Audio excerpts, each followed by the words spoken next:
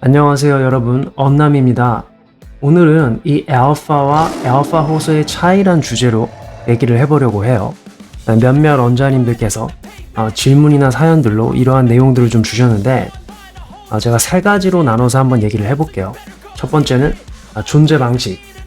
알파의 가장 중요한 특질은 스스로가 자신에게 답이 됨으로써 가만히 존재하는 동안에도 안정감을 느끼게 되는데, 이 알파를 호소하는 사람들의 경우에는 그 공백의 불안을 참지 못함으로써 자꾸 호소를 하게 되는 거죠.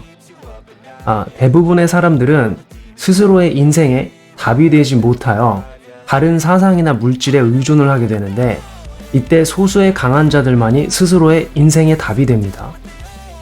이게 알파의 숫자가 적은 이유 중에 하나고, 또 이게 다수의 사람들이 알파를 따를 수밖에 없는 이유 중 하나이기도 하죠. 스스로에게 답이 되어 있는 존재, 굉장히 희소하단 말이죠. 스스로에게 답이 되어서 나오는 확신은 흉내를 낼 수도 없을 뿐더러 그래서 흉내를 내는 과정 중에 알파 호소를 하는 그러한 사람들은 과도한 돈자랑이나 센 척이 자꾸 삐져나오게 되고, 사람들은 그것을 눈치를 채며 일치성의 간극을 발견하게 됩니다. 알파는 자신이 답이기 때문에 돈이나 외부적인 요소에 의지하기보다 스스로 뛰어들어서 자신을 부딪혀보는 것을 즐기죠. 알파는 스스로가 답이기 때문에 유행이나 주변 환경에 영향을 덜 받고, 스스로가 답이기 때문에 자신을 느끼고 바라보는 시간이 많습니다. 그러나 알파를 호소하는 사람들은 자신이 스스로에게 답이 아님을 마음 깊은 곳에서는 알고 있기 때문에 유행이나 주변 환경에 영향을 많이 받습니다. 덧붙여서 같은 이유로 외부적인 요소에 중독이 덜 되기 때문에 알파들은 말이죠, 삶의 영역에서 자연스럽게 금욕적인 모습을 보이기도 합니다. 두 번째로는 문제가 닥쳤을 때. 그 전에 제가 채널의 영상 중에서 일치성과 바이브라는 제목으로 말씀을 드린 영상이 있죠.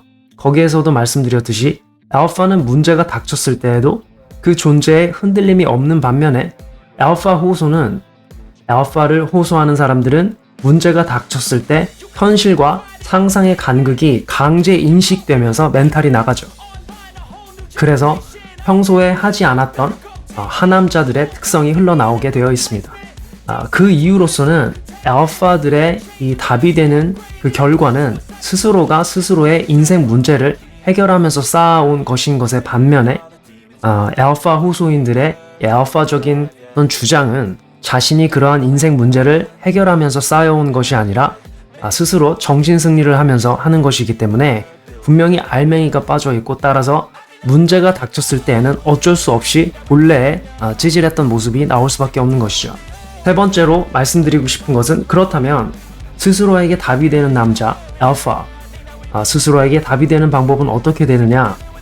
스스로에게 답이 되는 것은 상상으로 그렇게 생각을 하는 것이 아니라 자신의 인생 문제를 연속적으로 지속적으로 해결해 오면서 그러한 부분들이 쌓이게 됩니다. 그래서 주둥이가 아니라 존재 방식 자체가 그의 프레임이 되는 것이죠.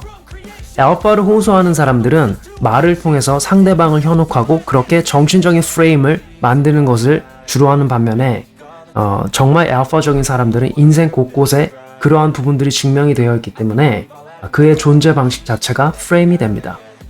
이게 바로 본 채널에서 여러분들에게 인생 문제 해결을 누누이 강조를 해왔던 이유 중에 하나인 거죠.